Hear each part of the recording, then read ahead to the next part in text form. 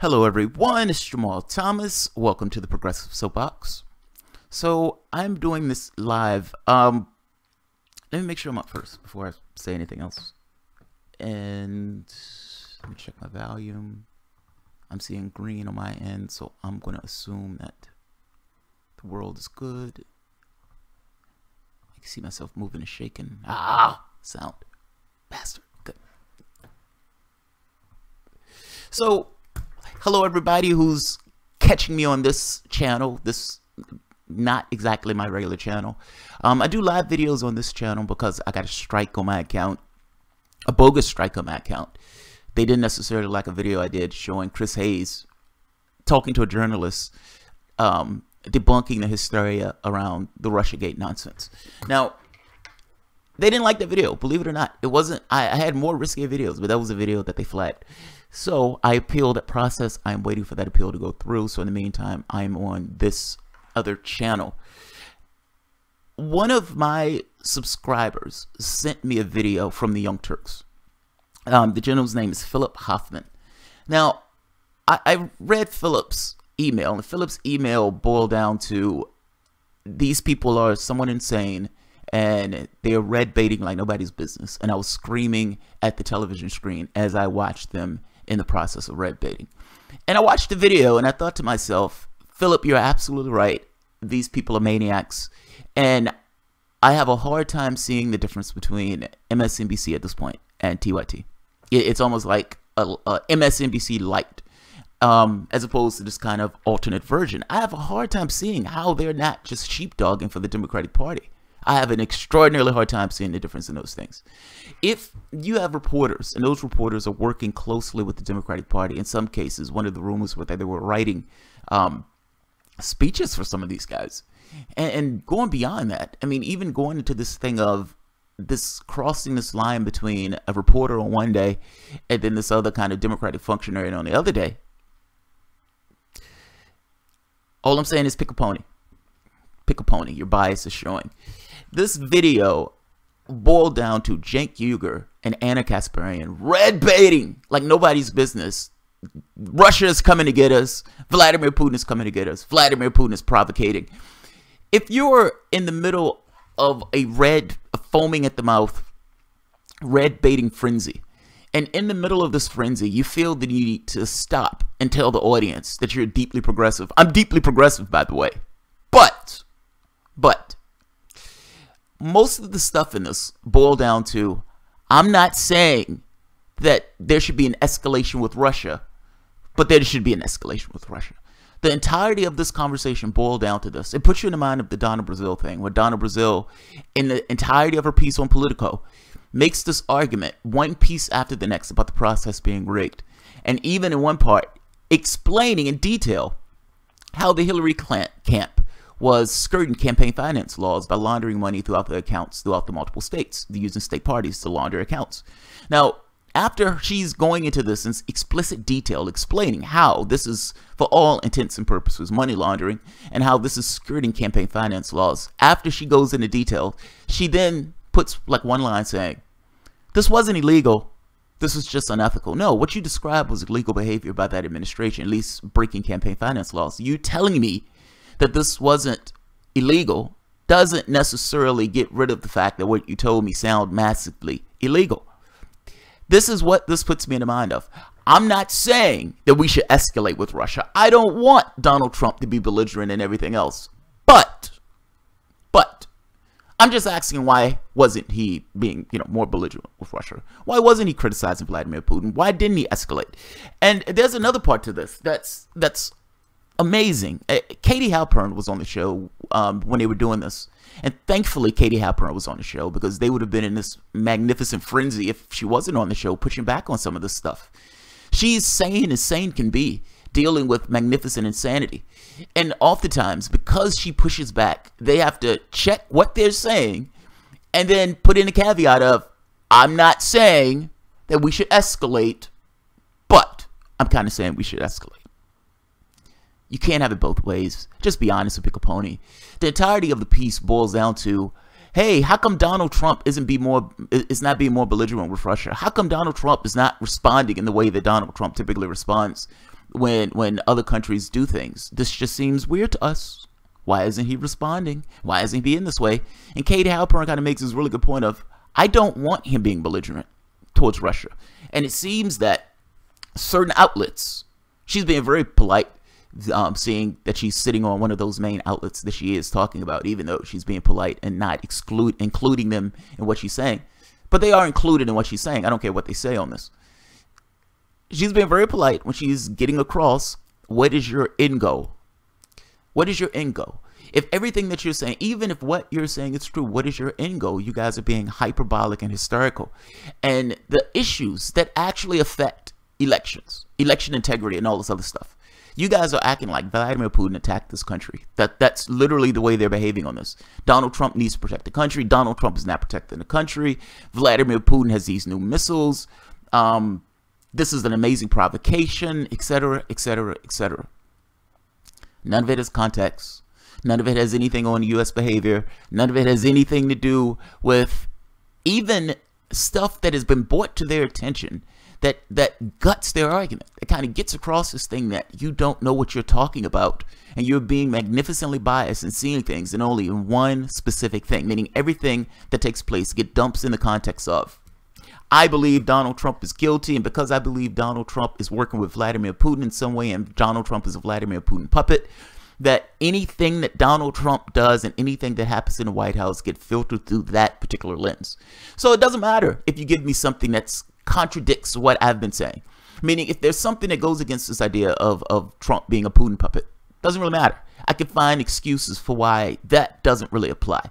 So when Cal is having an argument with Cenk, and Cal rattles off like 5 items that completely goes against what he's saying, he completely ignores everything that Cal says, downplays it, makes this argument about Nerf bombs, saying that bombs being dropped in Syria is not that really big of a deal.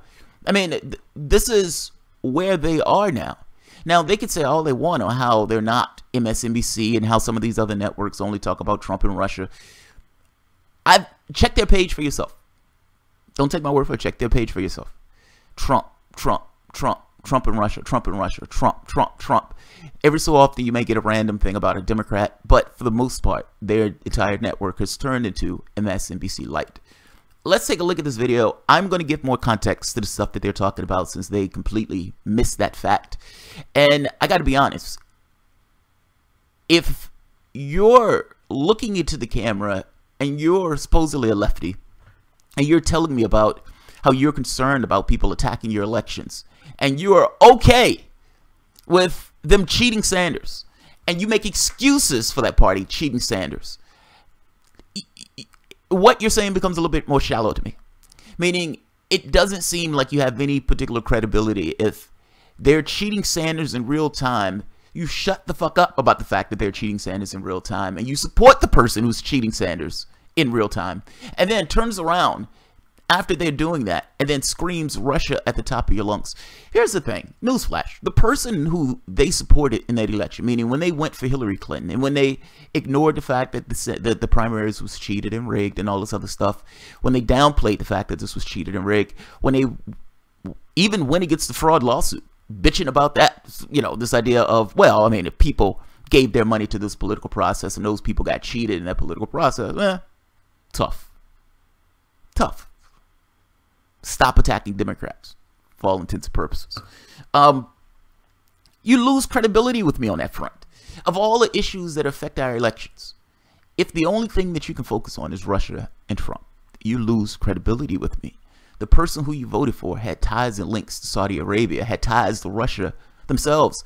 There's an FBI informant right now who they put a gag order on, who's out there singing like a canary, talking about their goal in this was to route money to the Clinton Foundation in order to ease through certain policy choices.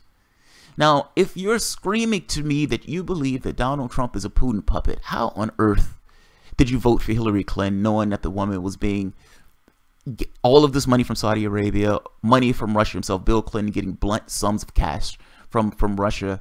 I mean, hell, even some of the other countries that were donating to the Clinton Foundation.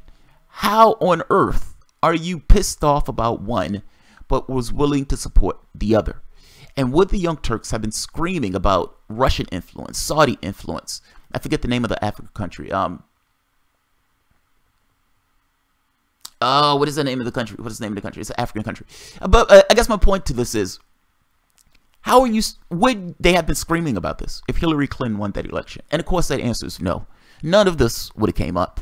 They don't even believe that there should be prosecutions for Hillary Clinton, while at the same time believing that, yes, we understand that she did things wrong. Yes, we understand that there was illegal activities in the Clinton Foundation. But no, we don't believe you should do anything about that. But we definitely believe that you should look into Donald Trump for stuff that we can't necessarily prove, we can't necessarily put our hands on, but we completely and full-heartedly believe. Katie Halpern, you're doing God's work. Let's take a look at the video before we go too far into it, because I don't want to just completely bitch at this. So, this is TYT's video. Trump silent after Putin demonstrates missile attack. That's the name of the video. Trump silent after Putin demonstrates missile attack. Vladimir Putin decided to show off some of the new nuclear capabilities that Russia has. In fact, while he was doing so, he demonstrated how this new nuclear capability could target the state of Florida and potentially destroy it. Now, interestingly enough, there wasn't much of a reaction or any reaction from Donald Trump, and that was fascinating considering who he decided to attack rather than focus on giving some response to what Putin has been saying. Now, Putin unveiled a new hypersonic intercontinental ballistic missile, which cannot be shot down by anti-missile systems, by the way. He did this Thursday during his annual address to Russia's Federal Assembly in Moscow. He was quoted as saying, "Other countries listen to Russia only when it comes out with new weapons. You will listen to us now." He showed a video of nuclear missiles raining down on what appeared to be Florida's Tampa Bay area, home of the US military's Central Command. So, like, no one's making this up. This happened, okay? There's no like DNC member or DCCC member who's, using a hologram of Putin to make this up. He did this, he said this, and there was no response from the White House. It was kind of amazing. One of Trump's spokespeople said, "We're not going to react to every word or idea that world leaders express." It was the State Department spokeswoman, Heather Nauert. And also she said, "It was certainly unfortunate to have watched the video animation that depicted a nuclear attack on the United States. We don't regard that as the behavior of a responsible international player." But Trump's reaction has been pretty much no reaction. And it's strange because he usually reacts to any type of provocation. Now, he did though get into a Twitter fight with Alec Baldwin. He said, just so we're clear here, their entire premise for the entirety of this, going back for God knows how long with the whole Russiagate nonsense, has been Donald Trump is a Putin puppet.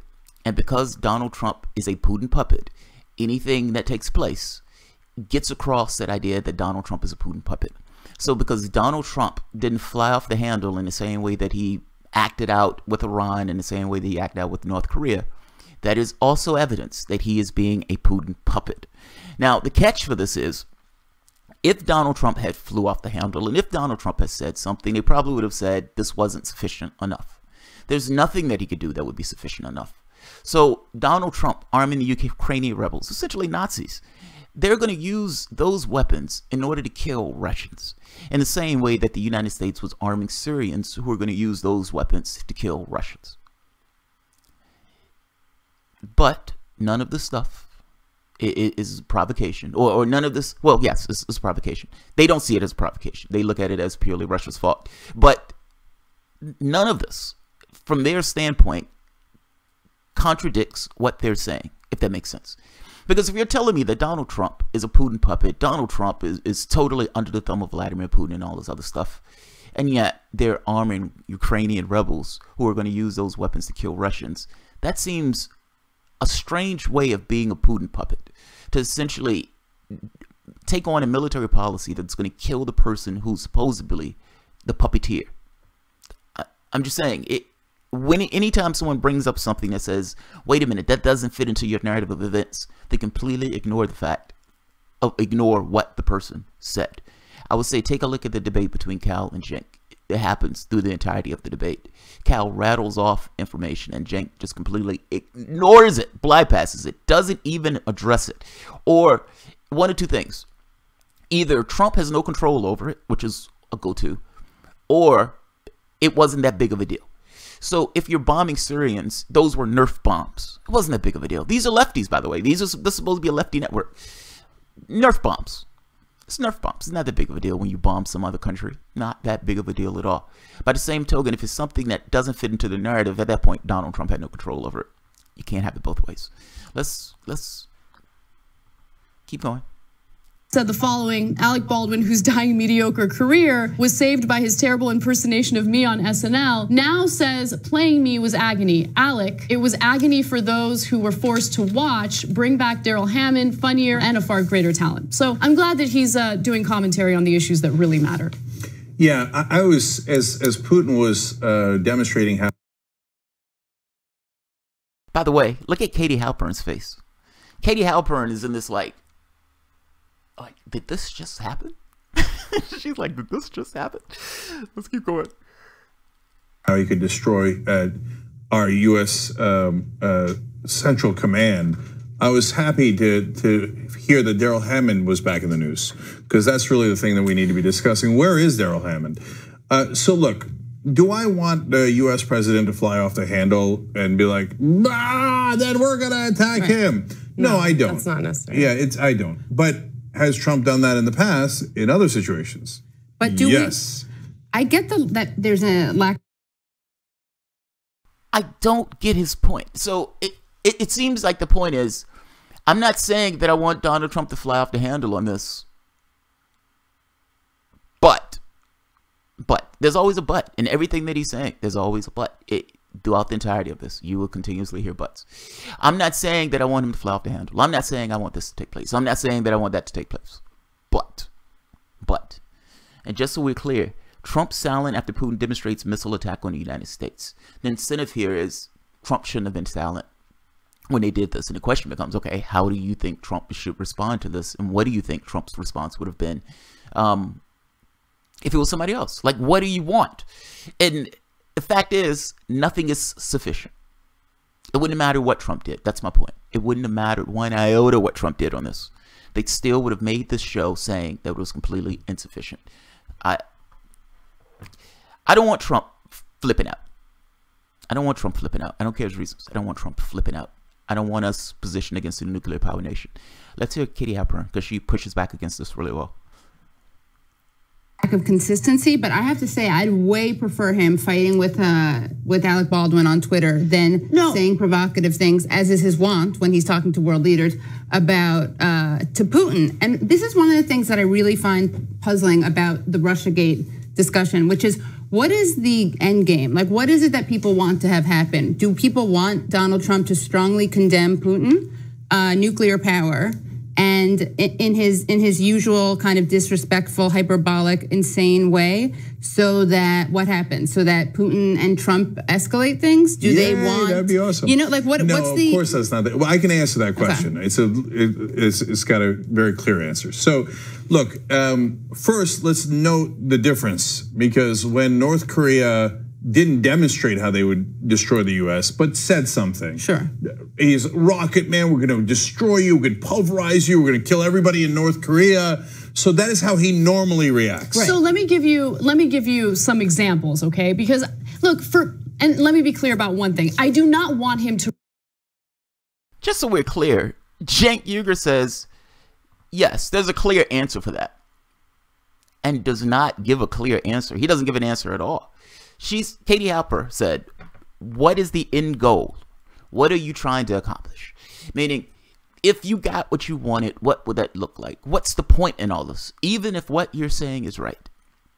I mean, and this one I'm talking about the Russia nonsense. Even if what you're saying is right, that Russia, through Facebook ads and Twitter ads, somehow attacked us. They attacked democracy with Facebook and Twitter ads. This is their status, or this is their position on this. And that Trump is being manipulated, and there's like a little wind-up doll for Vladimir Putin. Even if you are right, what is your goal? What's your point? What are you trying to accomplish? Cenk Uygur says, well, I have a clear, straightforward answer for that. At which point he never gave an answer. And you may say Anna interrupted him before they gave an answer. Fair enough. All I'm saying is that was not an answer. There was no answer to that at all. He just kind of trailed off. Let's keep going, because Halper has a point. What's your point? What is your goal? What are you trying to accomplish? It sounds like you guys are massively seeking an escalation with Russia on this point. Now, all of this is boiling down to Russia introduced the new hypersonic missile. That missile apparently can't necessarily be struck down by air defense or something to that effect. It's supposed to be this advance in weapons technology. One is to believe that the United States spending like $1 trillion a year on the military is not advancing the weapons technology. One has to believe that the United States itself is not in one country after the next, that NATO is not on Russia's border, that NATO hasn't been ramping up the amount of money that they've been spending on military, that they haven't been moving troops to the border, that countries haven't been putting troops into NATO countries. What are you getting at? What are you getting at? What is your goal? All of these countries have been ramping up their militaries. The United States has been ramping up their military. We were putting like $1 trillion on missile defense or on nuclear technology. I guess my point in this is, certainly they understand that the other countries are not just standing pat. That's what I'm trying to get at. That all of these countries have been escalating. It's not just, oh my God, Russia, out of the blue, nothing was taking place, and they just all of a sudden created this new missile technology. You are at their border. Do you understand that? You are on their border. And beyond being on their border, for 1.5 years, you have screamed at the top of your lungs that they have attacked the United States. I mean, shit, man. Have a little bit more context in the conversation that you're having here. Let's keep going. To react to Russia the way he has reacted to North Korea. The way he's reacted to North Korea is dangerous, reckless, immature, juvenile. I mean, I can't think of enough words to describe how incredibly damaging that could have potentially been. And I'm lucky that things have calmed down since then. I'm happy things have calmed down since then. Lucky, yeah. But at the same time, notice the but. Notice the but. This is my point. This entire thing is riddled with buts. Riddled with butts. Butts all over the place. Asses abound. Well, I mean, I think he's been juvenile when he's going after Rocket Man and all this other stuff. But there's always a but. And understand, when there's a but in a sentence, that usually, that sounds funny, when there's a but in a sentence. When there's a but in a sentence, it usually means that whatever's coming afterwards is going to contradict what the person just said. Every time you hear them add a but in this particular sentence, it's usually, I'm not saying I want this, but. I'm not saying I want this, but. Let's keep going, because this video has gone way too long already. The reason why I think it's important to highlight this story is, look, when it comes to the sanctions that Congress passed in regard to Russia, he hasn't implemented them, refuses to implement them, refuses to ever criticize Russia. And then we have this act of provocation from. Again, I feel like I need to add more context to this. And there's two parts that need to add more context. Act of provocation from Vladimir Putin, that's the first part. And the second part is Trump didn't implement the sanctions. Was the Young Turks on the network screaming that the Obama administration should have been locking up stoners in the various countries? I mean, in various states. Meaning, if Colorado passed a drug law, or passed a law allowing drugs, if California passed a law allowing drugs in those states, was the Young Turks on their network screaming that these states weren't following the law and that the Obama administration completely is ignoring the law by not sending in the DEA to bust up those particular states? They didn't do that one iota. When the president ignores laws that they're perfectly okay with, they are perfectly okay with it, meaning they don't say squat about it. So they like this idea that they're not going after stoners. I like the idea that they're not going after stoners. But I look at this as, to some degree, somewhat of a presidential discretion, and I accept that if there are going to be things that the president ignores and there are going to be things that the president doesn't ignore, meaning whichever administration it's in, it's going to go towards that particular president. They're going to have their different ideas on what they want to ignore versus what they want to back up. The point I'm making here is there seems to be somewhat selective on this. Donald Trump, no president in their right mind is going to pass sanctions that essentially give this indication that they somehow are illegitimate. Now, the Young Turks never explained this point to their audience, meaning they never explained that there is a disincentive of President Trump for doing this. It would be something similar to Obama gutting his own healthcare system, or Obama essentially somehow saying that he is somehow Kenyan or he's somehow not an American. Ultimately, you're talking about delegitimizing the president by having him pass sanctions, saying that you got into office not by your own power, not by your own steam, not because people did not like that woman and did not want that woman in office, but you got in office because of Russia. And you need to pass sanctions on them for helping you get into office. No president in their right mind would do that. That's not necessarily indicative of Donald Trump trying to help Russia out with sanctions. That's more so indicative of Donald Trump not wanting to punch himself in the face and undermine his own legitimacy as president. That's the first point. The second point is this idea of provocation, as if Vladimir Putin is all of a sudden creating this kind of provocation out of the blue, is nonsense. It's nonsense. Like I said, we are on their borders. Like, it's hard to get that across. When the Soviet Union went belly up, one of the rules was, or one of the things that we agreed to was not to expand the borders of NATO. We won't expand the borders of NATO. We will not take advantage of the fact that you guys are going belly up, and we will not take advantage we won't take advantage of the country. That's what it boiled down to. This was completely ignored. We lied magnificently about this. Expanding the borders, expanding NATO to their borders. That's the first point. Even going so far as with this idea of potentially bringing in Ukraine to this. No, the United States didn't bring in Ukraine, but it certainly, the geopolitical or the geopolitics of this, what took place in the Ukraine, meaning the that civil war, wasn't just propagated by Russia. It was propagated by this idea of maintaining security in the borders of the country. The United States was perfectly willing to go into a nuclear war when missiles were put into Cuba. We have countries hostile to Russia surrounding that country, and we've been moving troops closer to the border in this way. Is this not a provocation? Is this not a provocation? We have missile defense shields in those countries. Is this not a provocation? Moving weapons closer to a country that you consider to be a hostile element certainly is a provocation. I guess I'm trying to get across this magnificent level of lacking context when they're explaining this to their audience, and not necessarily getting across the motives and reasons why other countries do things. It would be like saying North Korea is just maniacs or batshit crazy, and the reason why Kim Jong-un is doing certain things in that country is just because he's a maniac and he's not mentally sane, as opposed to actually explaining to your audience that the United States has killed like a fifth of their population. In addition to killing a fifth of their population, still had military drills on their border, meaning that war hasn't necessarily ended yet. So from the perspective of North Korea, if you're being honest to your audience, and if you're explaining to your audience the larger context of this so they can have a better way of understanding what's taking place, then you would get across to your audience that no, they're not necessarily insane. Yes, the reason why they got nuclear weapons is because they wanted to maintain their security. And yes, the United States, in one deal after the next, have essentially lied in those deals. And so they could not necessarily trust us, and they found their security in a nuclear weapon. That's the truth of it. That's the honesty of it. Now, if you're MSNBC or if you're somebody else who doesn't necessarily care about the honesty of it, you don't necessarily care to give your audience context, you just focus on North Korea and you say they're maniacs. I'm saying that that's what's taking place here.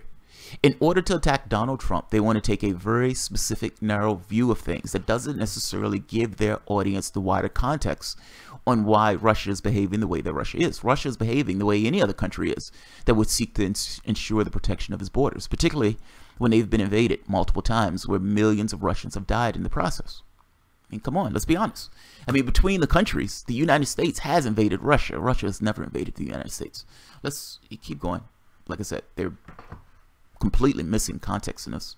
On Putin, no statement from Trump whatsoever. Again, it's not that I want a statement from him so much as I want to know that he is keeping the country safe from all bad actors. And I feel like he has this really interesting bias in Putin's favor, and I'm not quite sure why. I don't want to engage in war with Russia. I just want to make sure that the country is safe. So if they're creating nuclear capabilities that are so advanced that our anti-missile systems wouldn't work against it, are we doing anything to stop that? Like, are we doing anything to respond to that?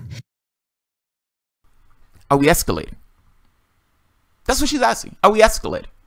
Are we finding a way to escalate on this? Now, again, I kind of make this point that Russia's military arsenal is not that I think it's fucking awesome. It's not that I love it at all. I guess I'm just trying to make this point that from a larger context, we have been escalating. We have been advancing the borders of NATO, this kind of hostile power around their borders. What they've done within regards to their missile technology or weapons technology, that's not a provocation. That's them responding to the forces that are against them.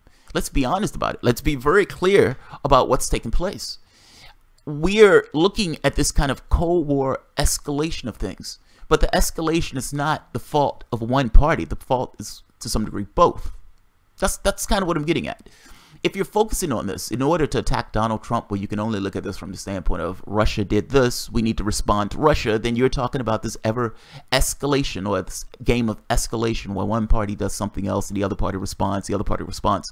Now, in both situations, both parties will point to the other saying it's the other party's fault, using the actions of the other party as reasons and justifications for the things that they're doing in regards to escalations. This is supposed to be a lefty network. This is a lefty network. How much additional money does Anna want the United States to spend on the military? We're already spending like almost like $1 trillion. If you add in like Homeland Security and all this other stuff, if you add in black budget projects, we're spending $1 trillion in military. How much additional money does Anna want spent on the military? And are they aware that the money that we've been spending around the globe, like I'm trying to get across this thing that we have been escalating. We have been escalating.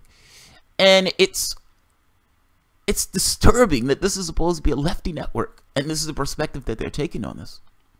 It's disturbing. Let's keep going. Let's keep going. I want to get to the point where Cenk calls himself deeply progressive. I think that part is awesome because he's in the middle of a conversation. He has to explain to the audience, I'm deeply progressive. I'm deeply progressive. Let's keep going. And also, are we doing anything to prevent meddling by Russia or any other foreign country in the future so we can protect our elections? He's not doing anything like that. He has no interest in it. So that's what my issue is. And by the way, when it comes to North Korea, here are some examples of Trump's tweets. He said North Korean leader Kim Jong-un just stated that the nuclear button is on his desk at all times. Will someone from his depleted and food-starved regime please inform him that I too have a nuclear button, but it is a much bigger and more powerful one than his, and my button works. It's just, again, a weird difference in how he reacts to North Korea versus Russia. An inconsistency, right, for sure. And I think anyone can acknowledge that it's troubling that he chose to tweet about Alec Baldwin over this. And we know that he watches Fox and Friends quite religiously, and we know that a lot of his tweets, his Twitter rants, come from things that are discussed on that show. By the way, what's disturbing about that? I don't understand what's disturbing about that. I mean, I don't want him escalating with a nuclear power. I didn't want him escalating with North Korea. I didn't want him escalating with Iran. I did not necessarily want him in the UN making that speech where he's bashing other nations. I don't want any of that. I don't want him doing that with those countries, so I'm certainly not going to want him to do that with Russia. Why is it disturbing to the lefty network that Trump didn't go out and immediately go after Vladimir Putin? I don't understand what they want in this process. I don't understand what they want in this process. This entire video just seems, oh my God, the Russians are coming to get us. Oh my God, Vladimir Putin is creating weapons and he's going to destroy the United States. And Donald Trump is not doing anything. He just has his thumb in his ass. And this is complete proof that he's a Putin puppet. That's what it seems the video is. So let's keep going. She thinks it's disturbing. Show, and Alec Baldwin was discussed on Fox and Friends, and then an hour later, Trump tweeted about him. But Condoleezza Rice was also on Fox and Friends later that morning and she actually voluntarily discussed this animation that Putin put out of this nuke hitting Tampa, and he chose not to tweet about that. So there's clearly a disconnect. I'm not really looking forward to Condoleezza Rice commenting on this either. But it just shows that she's a Republican figure who's very knowledgeable about this topic, and she is able to speak about it. Why can't he speak about it? No, but I mean, she should. To me, it's like there's been this whole rehabilitation also of Bush and the Bush administration, and I think that Condoleezza Rice, as someone who insisted on WMDs and, said that there was no evidence that 9/11 was going to happen, despite the presidential daily briefing that said, what was it, Osama bin Laden likely to attack the United States. I mean, I think that that's a scary sign of kind of historical or short-term historical memory, or how Trump's existence and how his kind of horrendous personality and policies have made everyone else, who I think should still be persona non grata, honestly, he's kind of rehabilitated everyone by contrast. And all these people who the left used to see, as they should, as villains, right, are now seen as honorable people. And she's right, by the way. She's right. It's like you're bringing up the fact that Condoleezza Rice brought this up, and she's a Republican. She brought this up. She's also one of the architects of 9/11. Not 9/11, but of going into Iraq and killing 1 million people and completely destabilizing the Middle East. Are you really using Condoleezza Rice as the person to go to in order to kind of make your point here? Good point. And again, Keith Olbermann. I mean, Keith Olbermann, if I am not mistaken, was on The View, again, rehabilitating the Bush administration.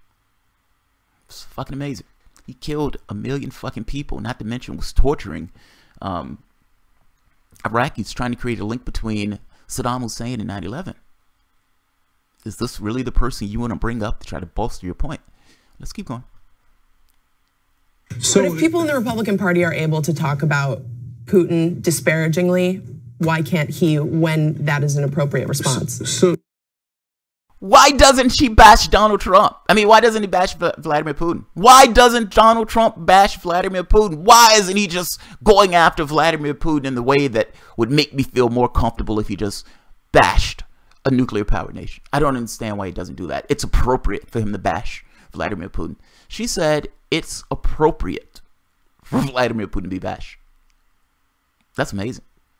Lefty network, progressive network, actively pushing, saying that the president of the United States should bash a leader of a nuclear power nation. Let's keep going. For whatever reason, she believes that that's appropriate in the situation. Let's keep going. So let me get to the answer that you asked for earlier. So Katie, as usual, I agree with a lot of what you're saying because we're both deeply progressive. So I don't want him to be. If you have to tell people that you're deeply progressive, that something is missing. And this is not a standard I've just created. I've always had that standard. I've said it on multiple videos. I don't care what they tell me. If Hillary Clinton can scream that she's progressive, if Obama can scream that he's progressive, if you have all these Democrats who are on stage when they say which one of you are progressive and all of them raise their hands, come on, that looks a little problematic. It certainly guts the idea of the meaning of the word.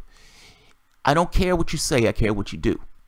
If what you're telling me is, look, we're both deeply progressive, and so I agree with a lot of what you're saying. And then we have, again, that infamous but.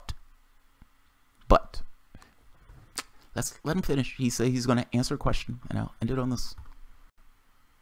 Be bellicose towards Russia. I don't think that is necessarily productive. Even Alec Baldwin, in his tweets counter to Trump, talked about, I'd rather vote, I would want Mitt Romney back or something like that. No, I don't want Mitt Romney back. I don't want George W. Bush back. And so, and Bush actually did a war that killed all those people. Right. So I hear you on all that. But so what is it that people are looking for? We're looking for some sort of sign that Donald Trump is not in the tank for Russia. Right. It's not because I want him to go to war with Russia. It's not because I want him to even create more hostilities or do any of the stupid tweets he does with North Korea. It's that I want to have some degree of certainty that he's not in the pocket of another country. Right. Now, people might think that that's overblown. I don't think it's overblown at all. I think that Donald Trump, there's excellent evidence already externally that we can see with our own eyes that I've talked about and that have been reported on. And again, there is no way to meet that burden that he's putting up. He will always move the bar. So if you make the point, dude, you understand that the United States is arming rebels in the Ukraine. They're going to use those weapons in order to kill Russians. Yeah, Donald Trump has nothing to do with that. What do you mean he has nothing to do with that? He's the president of the goddamn United States. Are you telling me that in every situation that disproves what you're saying, or at the very least goes against what you're saying, you can completely ignore the contradictory evidence?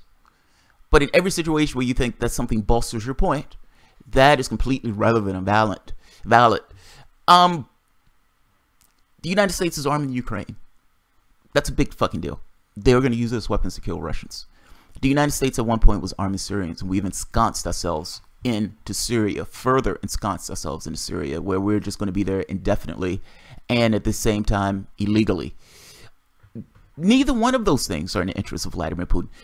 Russia has already said that we will attack U.S. aircraft if that aircraft is in Syria and it is attacking Syrian forces because we have allied with the Syrian military. That no way stopped the United States from killing like 100 Syrians, attacking Syrians in their own country, while we ourselves were backing up terrorists who were in that country trying to undermine that government. I'm trying to make this point that these things directly contradict what this man is saying, what Uygur, who's supposedly quote unquote deeply progressive, is saying. It doesn't matter what takes place on this. There will be no burden no level that Trump can go short of we're firing nuclear weapons at Russia that would get across this thing to Cenk Uygur. Ultimately, they would always move the bar. Ultimately, they just want to use this as a reason or a way to attack Donald Trump by aligning him with Russia in this kind of red baiting, xenophobic, hysteria. This is fucking amazing. So it's, even if you want to go to this idea, the fact that we're in Syria by itself, and the fact that we've put our military in that country and we've been attacking Syrian forces despite what Russia has been saying. Do you realize that when Cal brought up to Cenk Uygur that we've dropped bombs in Syria, we've bombed that country despite the warnings from Russia, his response was, no, come on, man. Come on, man. There was nobody injured in that. Those, making the argument that these are Nerf bombs. I'm trying to get across this idea of the mania that's going on here, the hysteria that's taking place. They're dropping bombs in another country. They're using the armaments of the United States to pound a country to which we are in illegally in order to back up terrorists that are in that country, To Uygur, those are Nerf bombs. Now, a few days after he said this, that's when we killed, I think it was like 100 and some Syrians. None of the, he consistently fails to make his case. And regardless of what comes up in regards to contradicting what he's saying, he plows on. He plows on. And even, again, it boils down to, like Katie Halper said, even if what you're saying is true, what is the end result? And his answer to this, the clear answer that he was saying he was going to give is, I just want some level of certainty that Donald Trump is not in the bag with Vladimir Putin. It doesn't matter what people tell you on this. Everything that people tell you on this that directly contradicts what you're saying. Meaning, if somebody was in the pocket for this person, it's something that the person just wouldn't do because it goes against their interests. If what you're saying is true, these things wouldn't be right. He ignores it. He ignores it. He plows past it. I'm saying the standard that he's creating here, that quote-unquote clear answer, is not all that much of a clear answer because there's no way to actually meet that burden that he's talking about. I put the video at the bottom. This has gone far longer than I wanted, but I find this to be fucking amazing. Nerf bombs. Yeah, Nerf bombs.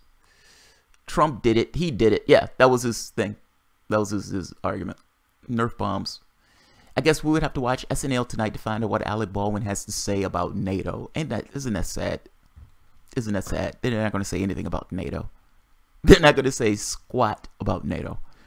So I will end it here. I'm not going to keep this one long.